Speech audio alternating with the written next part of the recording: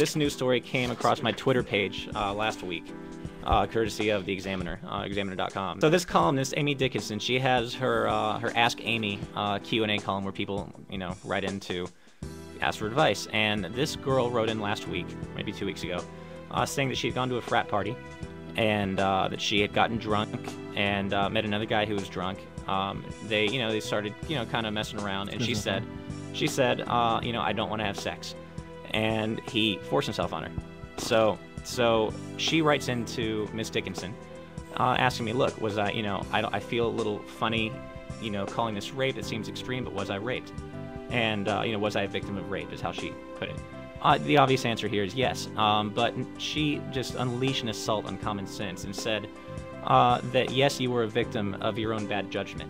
Rule number one, folks, you never blame a rape victim for being raped. Here's where it gets even worse. She said, by choosing to leave your house and go to a party and get drunk, you were pretty much asking for it. She set women's rights back by about 50 years. I guess she should have stayed at home in the kitchen where she belonged, right? What's even worse is that she said when you go to a frat party, you're playing with fire because of the chance, and some might say likelihood, that you'll get raped. In effect, painting the majority of frat boys as rapists.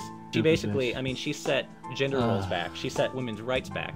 This poor woman, what must she be thinking right now? Yeah. And listen, rape is never funny unless Phil's raping somebody. Right.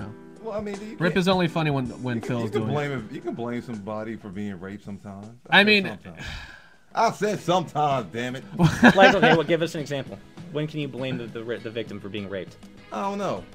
If a girl all of a sudden jumps on you, but then all of a sudden, after the thing's done, it's like, oh my God, what the hell I done? Yeah, that's true. Yeah. But that's a different subject too. That's like lawsuit territory.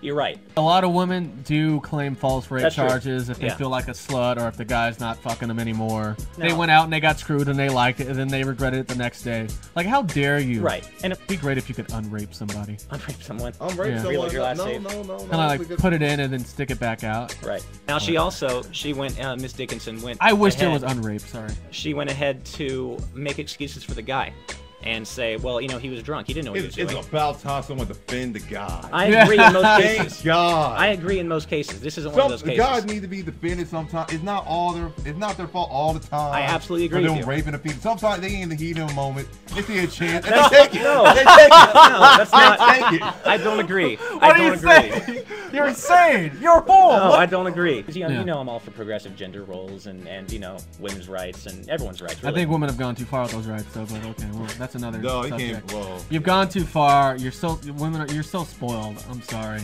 You got everything handed to you. Anyway. Sorry. Okay. Go ahead.